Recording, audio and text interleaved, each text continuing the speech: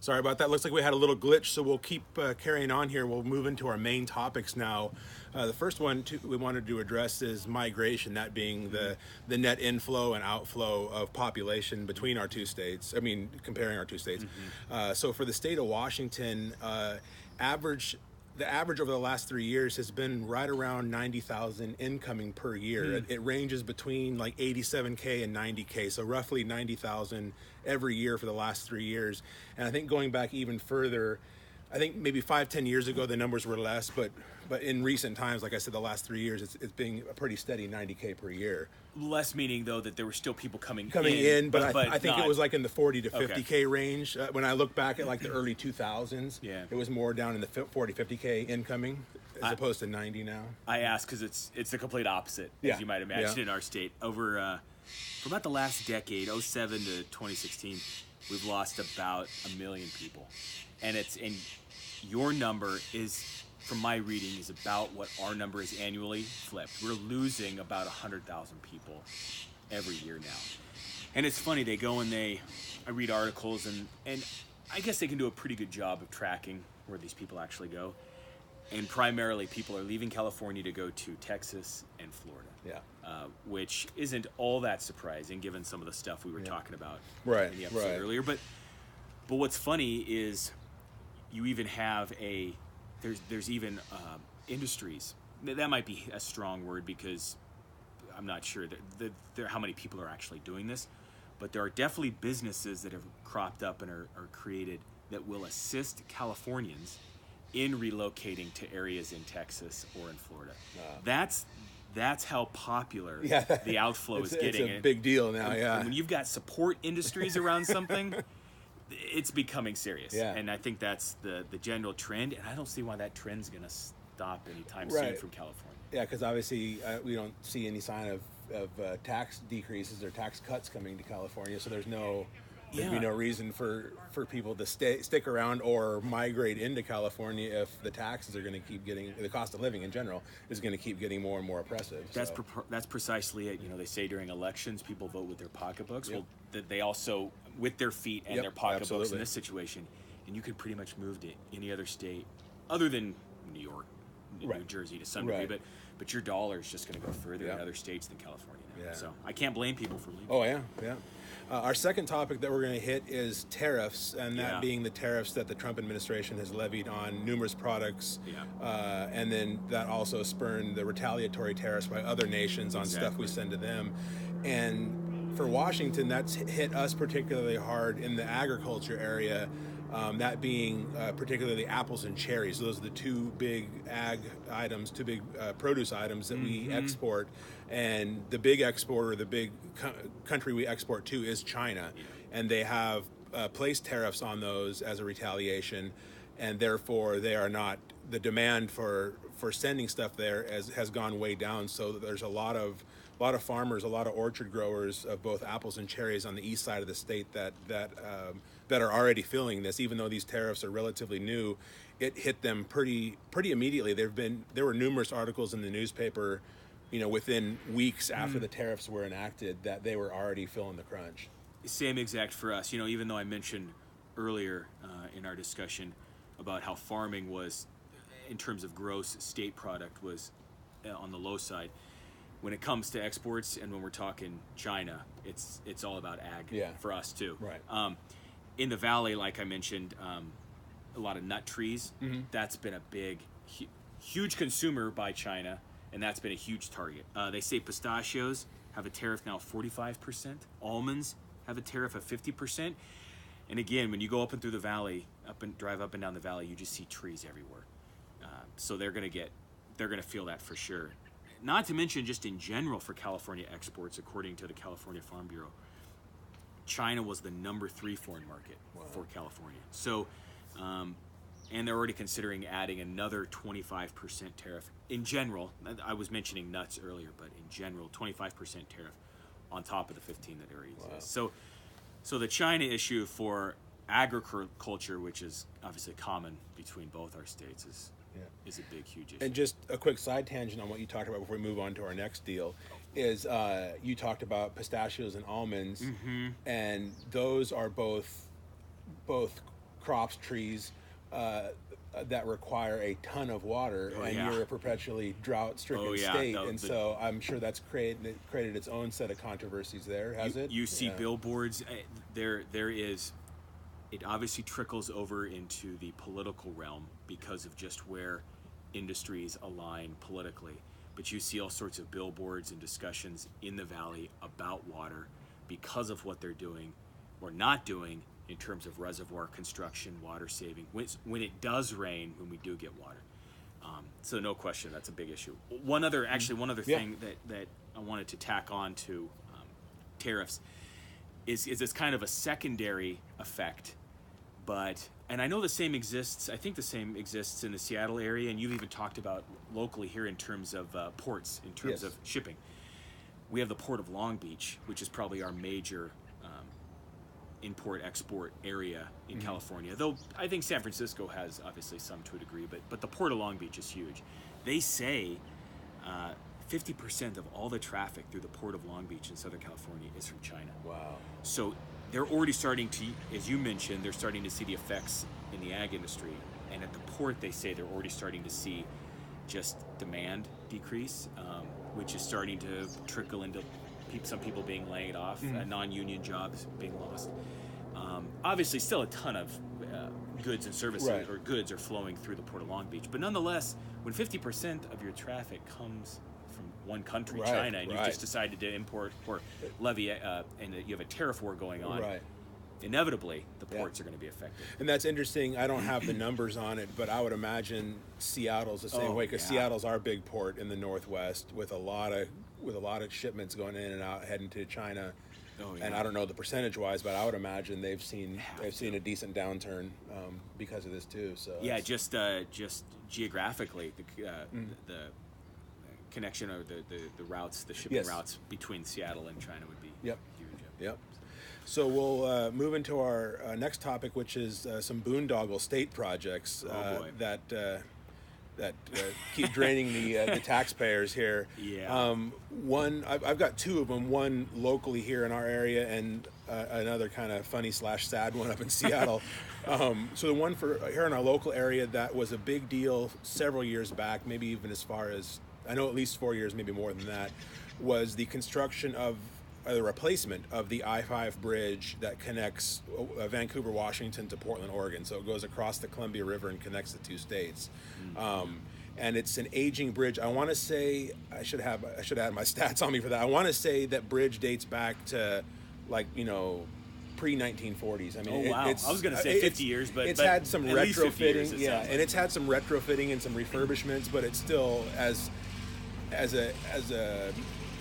the main structure goes itself, it is quite old. And when they originally built it, it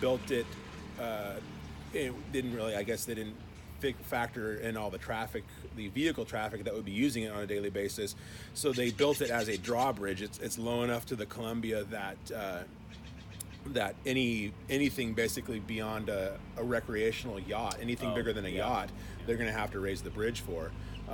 And so that, being I-5, being the massive interstate that runs all along the West Coast, every time a larger boat comes through, you've got to stop I-5 traffic and raise that bridge for 10 minutes or whatever, and that creates a lot of backup. So they had wanted to build a new I-5 bridge and build it with a higher arc, a higher angle to it at the apex, so that larger traffic could pass underneath it, thereby not needing it to be a drawbridge any longer, so that you would have no vehicle traffic interruption anymore.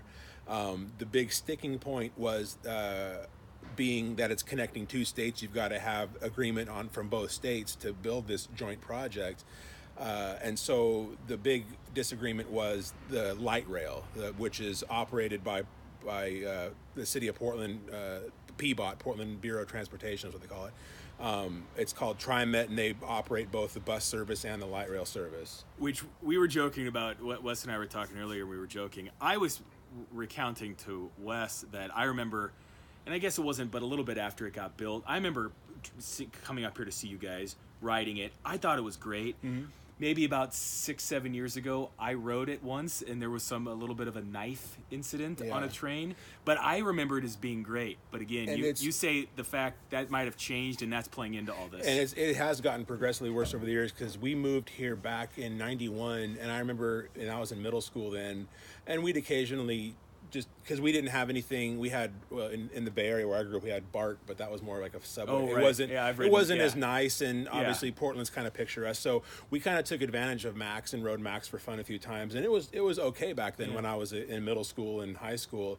But over the years, over recent time, it's steadily gone downhill, to the point now where a lot of the locals have dubbed it the crime train, because that's never good when your public transportation gets a name like that.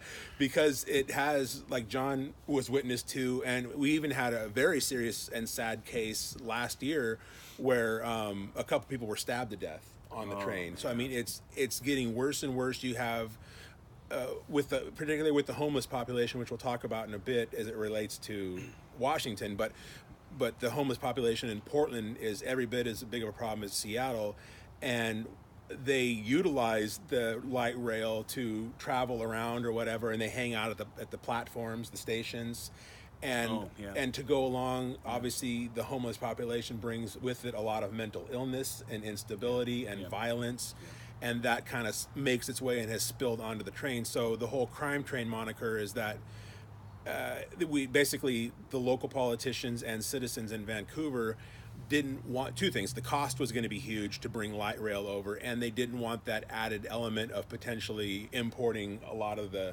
undesirable elements and crime to be able to more easily migrate across the river into Vancouver. So Washington was on board with a new bridge, a new high bridge, to do away with the drawbridge, but they did not want light rail. However, Oregon said the only way we're going to agree to the new bridge is if you do light rail across there. And so it was at a stalemate, because Oregon said we're not going to go forward without light rail, and Washington said we don't want it. And so that was all she wrote. But I think we haven't heard the last of it, because the bridge still needs to be replaced. Bottom line, it's an old aging bridge that we've got to address. And so this is going to come back up again, and whether or not either side is willing to budge on the light rail issue remains to be seen. I'm just sitting here thinking something you mentioned earlier, and it just seems, it is what it is, but it seems strange to me that, because the I-5, right, is the corridor. I mean, it goes all the way down to Southern California, where I am. And all the way up to the Canadian border. That's right. To the Mexico border. So basically border to border. It's the whole West Coast, And to think that there's a spot in it where it gets halted and stopped while a drawbridge, that's pretty crazy. Yeah, it is. Because we're talking, again, about a major, especially for trucking. You see trucks on it all the time. Yeah. So just that element of it alone seems like they would be interested in addressing and changing. Yeah, and like I said, when Washington was totally on board with that, but it was the fact that Oregon wanted to shove light rail down our throats, and we were pushing back against that, and that was the big sticking point, was the whole light rail factor. So they must see some sort of a retail, or if we bring Oregon thinking if we bring light rail over, traffic also, maybe we could get people to commute on it, but understandably, from how you described what has happened to the light rail. Exactly. It's got some more undesirable parts to it now. And then the second half that I wanted to touch on really quickly was the boondoggle in Seattle with their it's not light rail, it's more of a streetcar kind of system, I guess. But they ordered some new cars for their trains, 10 cars in total, at a cost of $52 million. And they ordered them, and they received them, and then they realized that they didn't fit on the tracks. And not only did they not fit on the tracks, they also then realized after they received them that they would not fit into their maintenance buildings. So like driving in through the big hangar doors to work on these trains, they're too big to fit in the doors. So the fact that they didn't measure, first and foremost, how do you not check out the specs to make sure the train's going to fit on the tracks that you have already installed? And then the fact, it's just adding insult to injury, the fact that they only fit in the maintenance facility, the maintenance barns now. So that's $52 million, and I think that's a sunk returns. cost. I mean, can they? Yeah, like Amazon. I think it's resell? the only thing. Maybe they can try to, if there's another city that operates a similar kind of service, maybe they can sell them secondhand to a different municipality. but I don't think they're going to be getting any sort of cost recoupment on this. Maybe they'll repeat, or maybe they'll do something with like the Space Needle monorail. They'll have like a 1 mile section. There you go. Just build rail for these cars, and they'll just go specially back and designed. Forth. Yep, right. exactly. There you That's go. Always they've done that before. You can repurpose that, absolutely. Boy, that in terms of transportation, boondoggles, all the above, there is one project that stands out beyond all others for us, and that's the high-speed rail. I would imagine for even listeners and watchers of this that are not in California, the news and the idea of the California high-speed rail is in some ways become national for not so great a reasons. But I don't think I mentioned earlier, I, along with two other gentlemen, we do a podcast ourselves, and it's kind of California specific, California bills, issues, politics, all the above. It's called California Streaming on iTunes, all that stuff.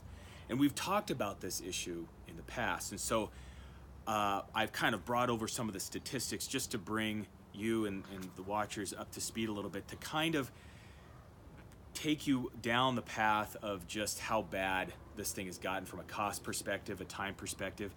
And actually what's starting to become apparent is it's tacking on and reaching its hands out into other areas of other bills that are being passed, and I'll kind of explain.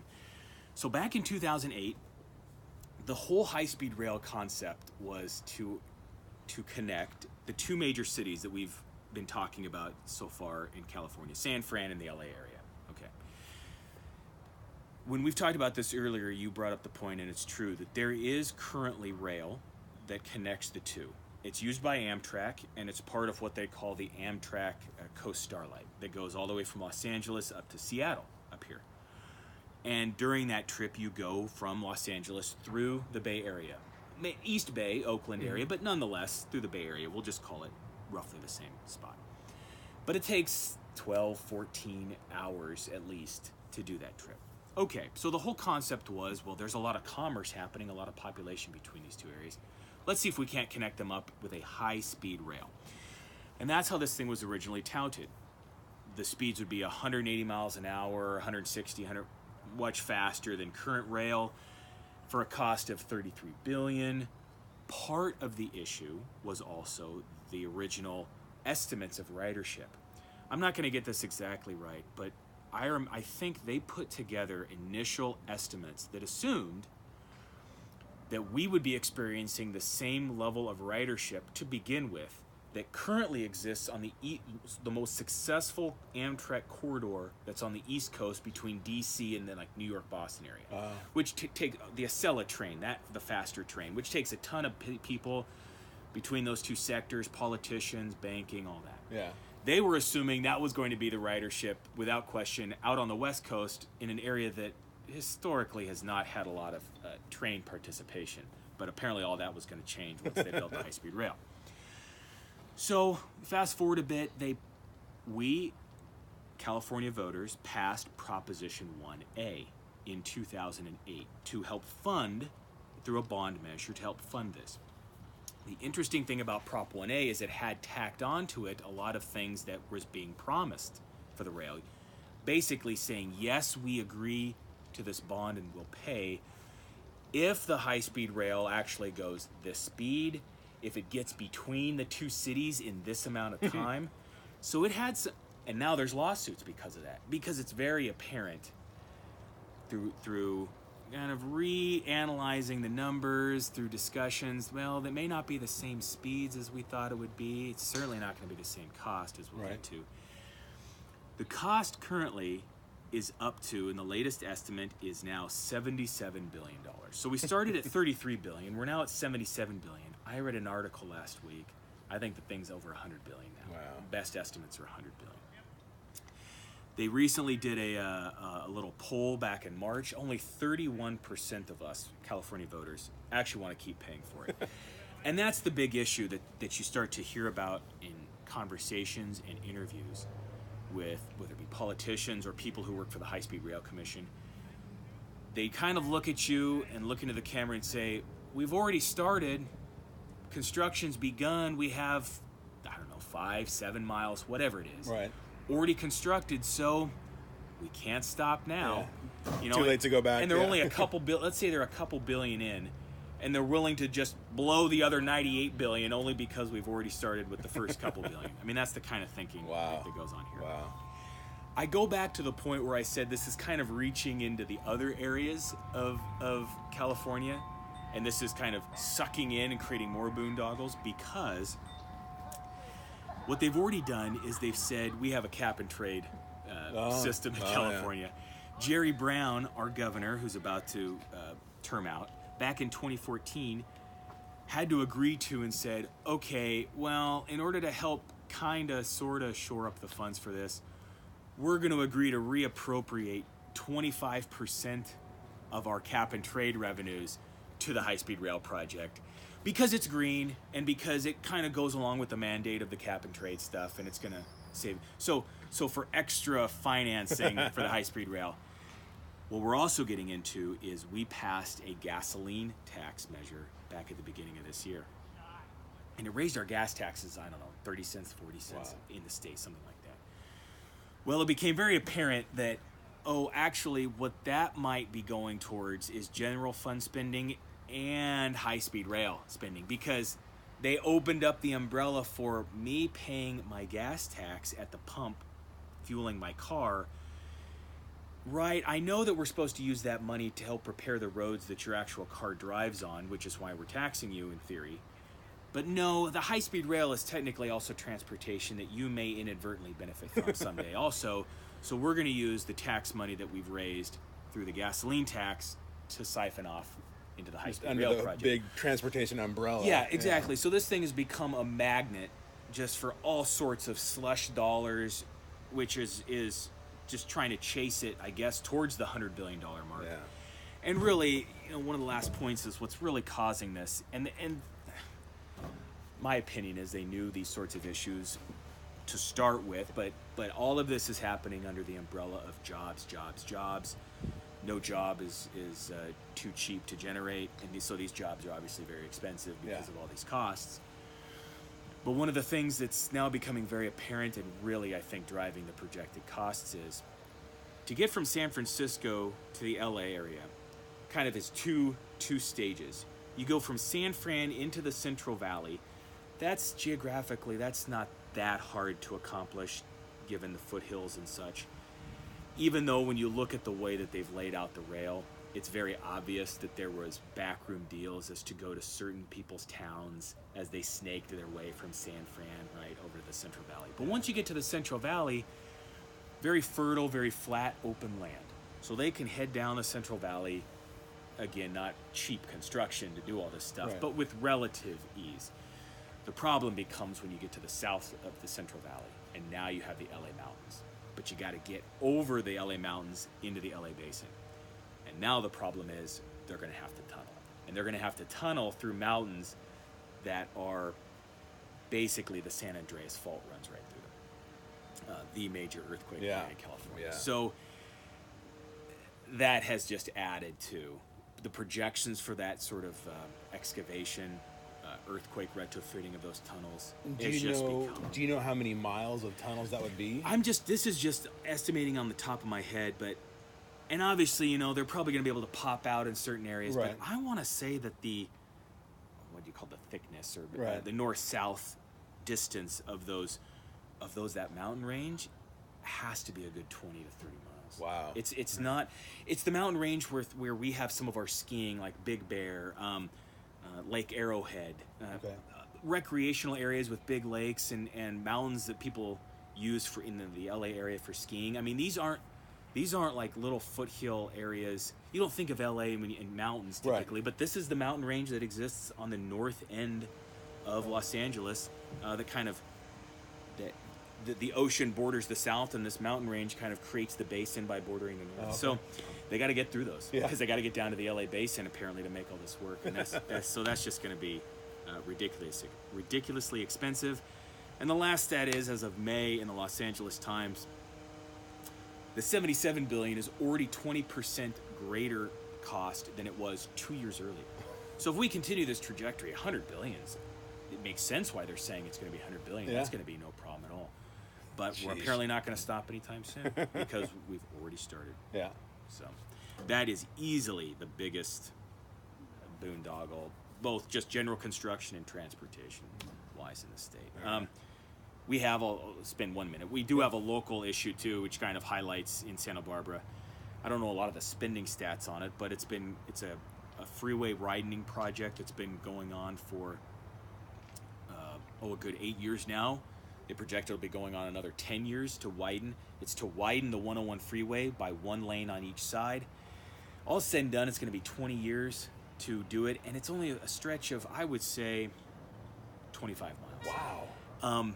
And the funny thing is, it's not an area where classically some of these projects have a lot of eminent domain, right? They're taking over homes or shops or current construction. This is mainly, primarily dirt, land, that they're obviously having to excavate. There's bridges that they're having to, redo some of the structural, the pylons and such to make way. Or widen the bridge or whatever, okay. That's right, but still... So that's like a year per mile, basically, is what it's equating to. That's right. Yeah. In many areas that have no... And they started in the south section, which didn't have much construction, residential, commercial, but still, it's going to... Caltrans is our primary public works, roads, construction group, and they certainly don't mind taking their time. They never have, and it's only it's just getting worse. So... Those are all right, but the high-speed rail being the big one. Yeah, definitely. So our next topic is kind of a similar topic. It's the transportation projects and lack of success that they've had. And the one I'll talk about is a huge, bust in Seattle. Kind of goes back to the whole boondoggle thing, and that is Seattle voters, the city of Seattle residents voted to approve an initiative to pay $43 million to create 50 miles of bike lanes and green space. And so it's now done, or right near completion. I don't know if it's technically done, but they're pretty much done with it. And it's now the cost overrun is 1,000%. They've overshot by 1,000% on their $43 million budget. On one hand, that seems absurd. On the other hand, it's kind of the new bar. Exactly right. It's kind of par for the course for these kind of projects, unfortunately. And two of the big eye-popping stats from this is that there's a couple of stretches in the downtown area in Seattle where they've created, and I don't know why it costs so much, if they've had to remove existing structures or what contributed to these huge costs. But on 7th Avenue, going through downtown Seattle, a 1 mile stretch of bike lane and green space cost $13 million. Oh my goodness. And then 5 blocks over on 2nd Avenue, a 1 mile stretch there cost them $12 million. So if you look at it, they were supposed to spend $43 million on 50 miles, so roughly $1 million a mile, if you want to round it. This is $25 million for 2 miles, so they've blown more than half their budget for, 4% of the project? I'm trying to sit here. In our state, and I'm sure to a certain degree in yours, you start to see those sorts of costs and when you're in areas that environmental impacts, right? And all the studies, all the time, etc. But I'm thinking in this sort of thing, when other miles are obviously being done for a fraction of that cost, $500,000, etc., to get to an average. I just can't even fathom when the world would take $13 million for a mile of bike lanes and green space. There'd be some really special paint. Exactly. Exactly. Some reflective paint on the road there for the bikes. But that's right. But yeah, that's the big transportation lack of success, so to speak, or boondoggle that I've got for Seattle, for our state. So. Yeah, and again, for mine, it'd have to be that on a low, obviously high-speed rail aside, the local. We've also seen other projects even south of us beyond the freeway widening. I saw a bridge take. It's basically in an area between Santa Barbara and I-5, what we were talking about. And I-5 is east of Santa Barbara. As you approached I-5 from a little highway that you take, there was a bridge. It was the creation of an overpass where there used to be a stop sign, right? And so a road could go underneath it. Okay. Took no less than 8 years. Wow. To build. those sorts of things, at least in California, are becoming, that's the new bar. We talk about how long things are going to take, and I explained about the freeway widening taking 20 years. Now you've got bridges taking, or not a bridge even, just again a raising of the road to then turn more into highway-ish, right? So a road could go underneath, and that takes 8 years. And there wasn't anything around. It was flat, open, and that's how long it takes. And it seems like, at least, and I'm sure it's the same way in California as it is here, that it's the same. It's just a never-ending thing with in terms of like freeway improvements. Never. Like, you know, I drive to Seattle maybe once or twice a year to do random things. Yeah. And for the last, as far as I can remember, 10, 15 years, every time I go up there, there's always some sort of freeway project going on. Construction. Every time, nonstop. And then even in the local area, they did some widening here locally on our highway, State Route 14, to expand the lanes. But they didn't include the funding to expand one bridge. So it's really ridiculous. Now we go from 2 lanes down to a choke point, two lanes in each direction, down to a choke point of 1 lane in each direction for maybe a quarter mile. And then it's back to 2 lanes. So you've got this choke point for a quarter mile, so which obviously slows everything down because people have to merge down to 1 lane to go a quarter mile, and then you're back to 2. And it's all because you're merging down to this 1 lane because it's an older narrow bridge that you have to go across. So they had the funding apportioned to them for the highway expansion, but not to expand this bridge. And so now they're fighting in the state legislature to get the money to go ahead with that bridge. But I'm like, you know, why wasn't that a package deal to begin with? Why didn't you do the whole route? You know, so now you spent all this money and time to create a nice highway, yet we still have a choke point and traffic issue. And now you've got to come back yet again, which will cause further traffic disruptions when you tear apart that bridge and rebuild it, when you could have been doing it at the same time that you were tearing apart the rest of the highway. And it's like that too on the same stretch of road further west, coming from Vancouver as you approach Camas on Highway 14. It goes from at one point, as 205 merges onto it, there's a couple lanes of 205. So at the widest point, you've got 4 lanes. And then gradually those 2 lanes that have come on from 205, those merge down, and you're down to 2 lanes. So you're going from at the widest point for a short stretch, 4 lanes, down to 2 for maybe, again, a quarter mile. Wow. And then to get you to 164th Avenue, which is the main north-south thoroughfare in Vancouver, at which point it goes back to 3 or 4 lanes because it has a dedicated exit lanes for that. So as I said, that's a major thoroughfare. So a lot of people coming off of 205 are wanting to get to 164. So why didn't they make that 3 lanes all the way through? That way those 164th people could stay in the right lane and just shoot that all the way down to get off. But now they've got to merge in with the mainstream of traffic for a quarter mile and then get back over into their new lane. Again, that's a quarter mile choke point. And I know I've read that is also on the agenda for some point in the near future to expand that out to 3 lanes so those people can shoot straight through. But again, why wasn't that done? Because that highway also, that portion got recently expanded, and by recent I want to say maybe 10 years ago, with the exception of that choke point. So again, why at 10 years ago when they expanded the highway in that area, why did they fail to address that one choke point? Wow. So there's all that kind of stuff. Yeah. Yeah. So very much so. And so from there, you talked about your overpass kind of issue there. Right. Okay, so from there we'll move into our second to last topic, which is homelessness, and that's a huge issue in our area that I hear about a lot because we're so close to Portland, and Portland has a massive homeless problem, pretty much mirroring Seattle. But even in our small county, our smaller area county, Clark County in Vancouver, I have noticed a growing homeless population, so much so that it is starting to trickle out into the eastern part of county, into Camas and Washougal where we are, although it's relatively small, but it's something that wasn't here 5-10 years ago.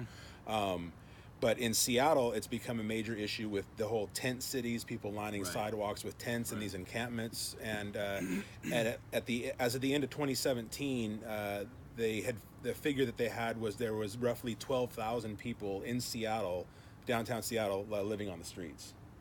How many? 12,000. Wow. That's a huge chunk of people. I know in one stat I saw in the San Francisco area, that's probably the epicenter. Now there's a lot of there's still the tent cities, those sorts of things in the Los Angeles area, and even down south of Los Angeles into Orange County, Anaheim, those sorts of places.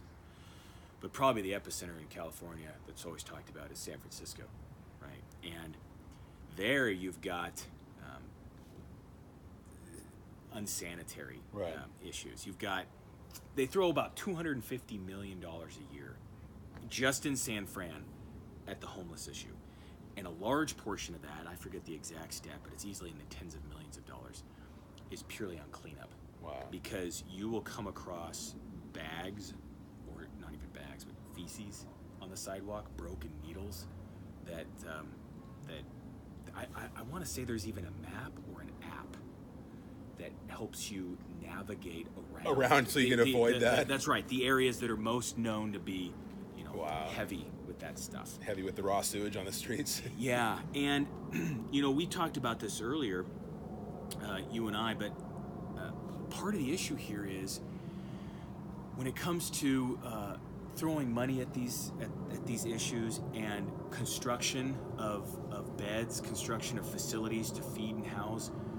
We see it in Santa Barbara. We have rescue missions. We have a place called Casa Esperanza where there's beds where they can stay. But these places have rules, right? They have rules that you can't come there and stay there unless you are taking drugs. You don't have drugs on you. Mm-hmm. No alcohol. You can't be drunk. There are just a lot. I'm under the impression, I've seen it in Santa Barbara, just a large portion of the homeless population. That's not what they want to do. Right. They have addictions. They want to keep drinking, etc. That's why they want the money to go buy that stuff. Because again, with all due respect, when you see, at least I know this in Santa Barbara, I've talked to a lot of people. I've talked to people who work at the rescue mission, people who work at some of these places.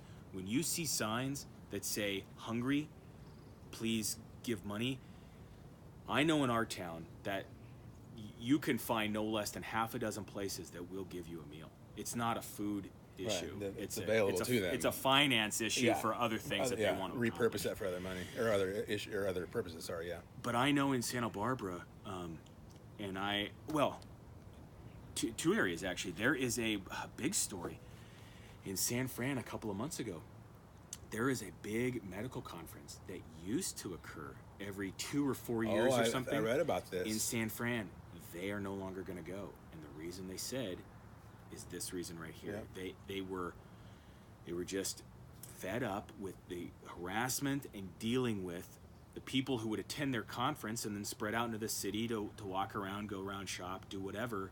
I think it all emanated at the Moscone Conference Center is what they call it. And that place does hundreds of millions of revenue for the city, if not in the billions, every year.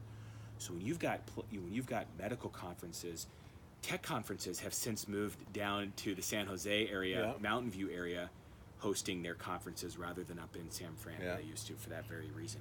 When you've got those sorts of things happening, and we see it in Santa Barbara in terms of businesses on the main corridor of downtown Santa Barbara called State Street, there has no question been a shifting of where the vibrant locations in Santa Barbara are for whether it be breweries, wine tasting, hotels. That has all shifted. It used to be downtown Santa Barbara, but you've got a lot of a homeless population in those areas, and the city doesn't. They're kind of tied in knots now. Yeah. They don't really know what to do or how to address it. Interesting. Yeah, it's that's probably the biggest thing is they just don't know. They don't want to offend. They don't want to say no or disrupt current lifestyles and situations, but now they don't know who to help support because businesses, homeless, these things are running in direct opposition. The city needs the sales tax revenue from businesses, yet they also don't want to do anything to disrupt. We had talked previously about, I had talked before about Santa Barbara not wanting like chain fast food restaurants or exactly department stores or what have you. Keep the feel, the look, the small town, not Spanish style, not a big corporate feel to it. So they've got no problem, saying no and keeping those people out for aesthetic purposes because they want to keep that old town feel. So they don't want that aesthetic ruining their image, yet the homeless population is ruining the image. So, and they're not really addressing that. So it's interesting which battles they chose to fight. That's a great point. They are exclusionary, but it's who and what and why they're excluding who they're excluding. Right. Yeah. But make no mistake, they are excluding. It's interesting. Yeah. So we'll move into our last topic now, which is wildfires, which is that's something that California and Washington share. That is to say that we've got big issues with wildfires that seems to be getting worse and worse every year, and they can all be traced back to forest management in our I know for sure in our area up here, that being just the underbrush that grows in the forest or dead or dying trees that are just dry wood sitting there waiting to catch fire, that just basically act as an accelerant once a fire does start, and I would say it seems like it's more often than not the fires in our area are lightning caused as opposed to human caused. But there are definitely big ones. We had a big one last year just across the river in Oregon that actually got so big that embers jumped the Columbia River and started a fire on the Washington side. So it was so big and creating, obviously these fires create their own weather system with all the updraft and stuff. So it was blowing these embers so high in the air that they actually drifted across the river and started fires here in Washington. I mean, I'm not very good at judging distances, but because it's right outside here. The Columbia River is quite large, so the distance. I mean, we're talking well over a mile for them to travel in these little embers to travel in the air, and to touch down on the Washington side. So that one was human caused. That was some idiot teenager throwing fireworks in a national forest. That makes sense. But we do have a lot of natural caused wildfires due to lightning strikes, especially on the eastern side of the state where it's drier and more arid and you get more storms, a lot of lightning strikes. And again, with bad forest management, if you've got a lightning strike out there and it sets off a small fire, you have a big problem because you've got so much underbrush and dead and dying trees that go up like that, versus if you had kind of cleared out amongst the trees, and that would not allow the fire to spread as easily, and obviously that would also buy more time for firefighters to get in there and attack it without it blowing up so quickly. That's right. As it does. So. And as you noted, same exact thing happening down in Santa Barbara, down in California in general. And we actually got affected by this at the end of last year. We had the Thomas Fire, which came in and around in parts of Santa Barbara, and luckily, at least in Santa Barbara, structural damage was minimal.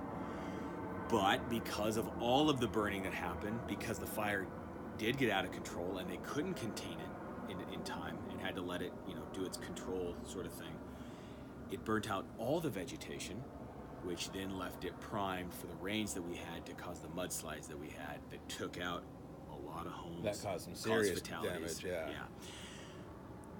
But the really sad thing, it looked good to start with, but it's just classic and sad, is some of the local politicians trying to, look like they were in control and wanted to do something, started to seem like they were waking up to this notion of, well, we do need management. And people have been calling for this for 20 years, Look at all the vegetation. We've got a problem. You've got to start managing this.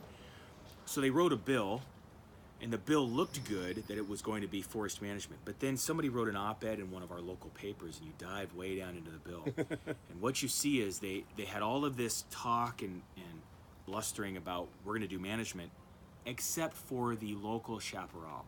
That's what they call, there's a kind of a lower vegetation, which is basically the primary vegetation in all of our foothill areas. So while we don't, let's say the bill is good to go, and I think it's either getting voted on or it did pass, I forget. But in California, it almost doesn't matter anymore because even if they bring it up, it will get passed. Right.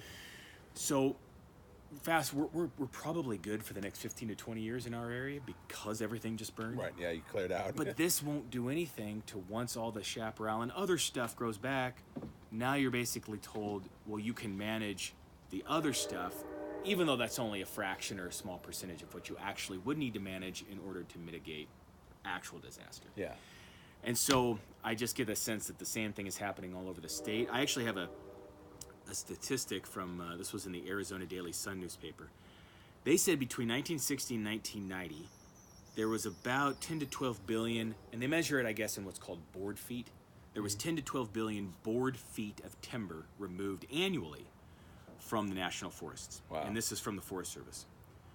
Now, since about 2013, and it's probably even on the decline since then, about 2.5 billion. So we're a quarter to more than that off of what we used to be pulling out of forests for management. Wow.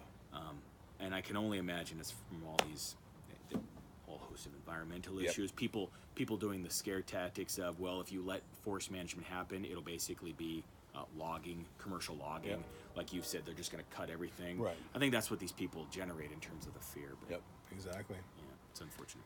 Well, I think that's about it. You got anything else you wanted to tack on at all? I think that we pretty much went around all of it. Yeah, So. I think we are done here. We are going to shut down for now, and in a little while, we're going to head over to Will's place, a couple miles from here, and we're going to be doing a special episode. We'll be doing some grilling and drinking some beers, and we'll be talking about food and beer in general, have some fun with that. And then we'll also, after that, segue into our regularly scheduled Thursday podcast, and John will be joining us for that as well. And we'll do like a roundtable format and discuss everything. So we'll be dropping that later on too. So this will wrap it up for us for now, but we'll see you a little bit later this afternoon. Thank you. Thank you.